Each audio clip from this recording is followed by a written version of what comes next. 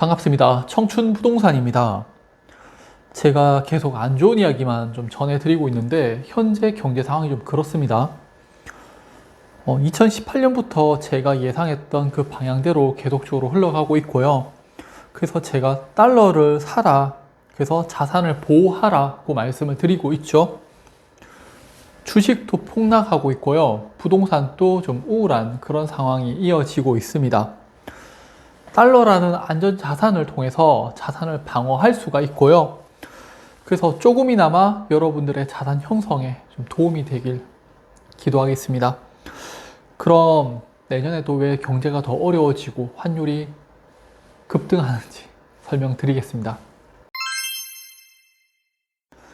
이 자료는 국내 총생산 순위로 한 20위까지 보여주는 건데 우리나라의 순위가 이제 중간보다는 조금 아래에 있죠. 그런데 우리나라보다 금리가 낮은 국가는요, 일본, 스위스, 대만 밖에 없어요. 이 말은 다른 나라의 경제력이 우리나라보다 더 뛰어나고 금리도 더 높다라는 겁니다.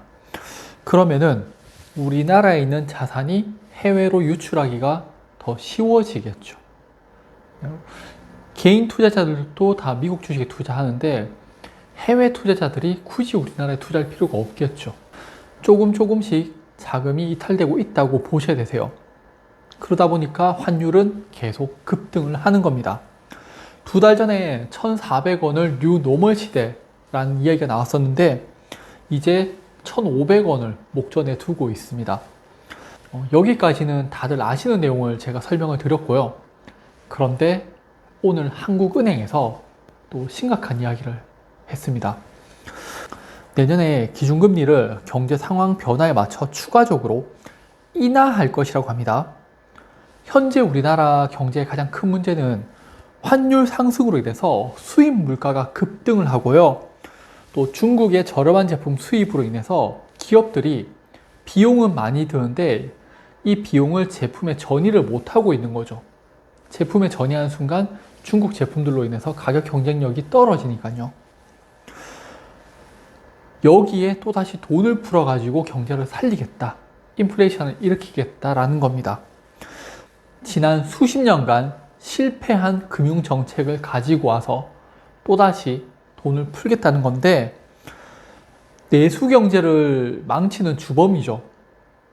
금리를 인하해봤자 부동산으로 자금이 쏠리게 되고요. 사람들은 또다시 부동산에 열광하면서 높은 이자를 지급하더라도 대출을 받아가지고 집을 사게 되고 또 높은 이자로 인해서 이자 비용이 발생하니까 내수 소비는 전혀 못하게 되고 자금은 부동산만 상승하는 그런 문제점을 수십 년간 발생시켰는데 또다시 경제가 안 좋으니까 돈을 풀겠다라고 하는 겁니다. 그러면은 내년에 또다시 화폐 가치가 하락하게 되고 환율은 급등하게 되고 부동산도 올라갈 수밖에 없는 거죠. 여기에 맞춰서 5대 은행들도 내년부터 대출 완화를 하겠다고 합니다.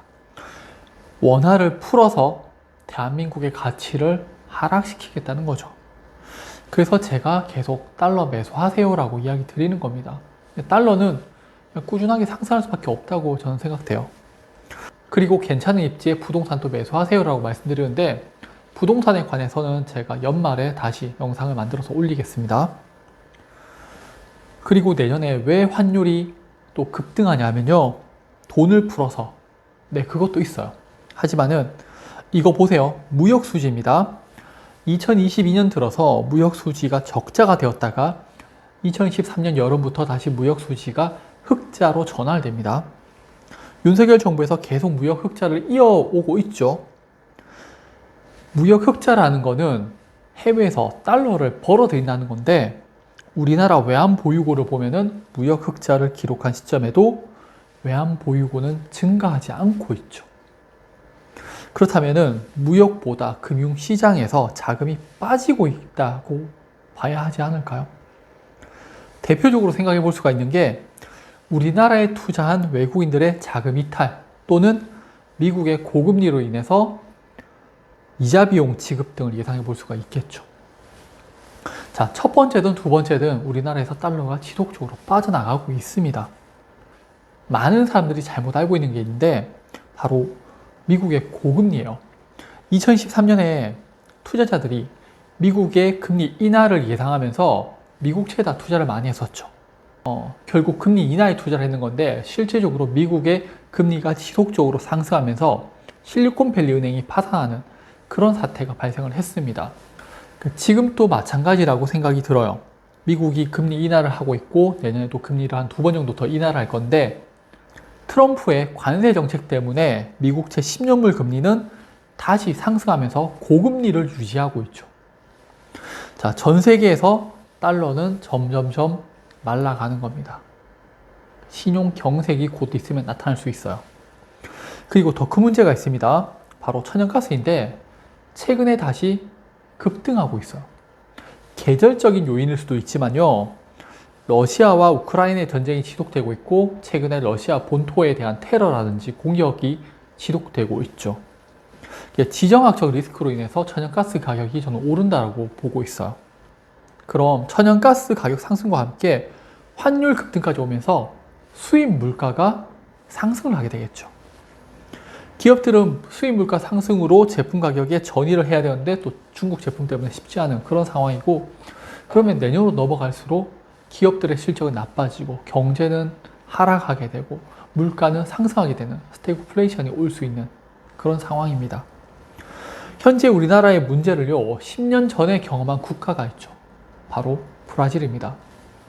2013년 이전만 하더라도 브라질 정부 부채도 낮고 경제는 괜찮았었죠. 근데 어느 순간 브라질 국채가 등장을 합니다. 그리고 브라질의 GDP 대비 정부 부채가 급증을 하기 시작을 하죠. 이 당시에 브라질 국채가 10% 이상 준다고 하면서 많은 사람들이 투자를 했는데 하지만 브라질 국채는 안정적인 채권이 아니었어요. 환율에 투자하는 초고위험 상품이었죠. 그리고 실제 헤아라 환율이 급등하면서 많은 사람들이 손실을 보게 되고요. 10년 전에 1달러당 2헤아라 하던 게 지금은 6헤아라를 넘어섰습니다. 제가 이야기하는 건요.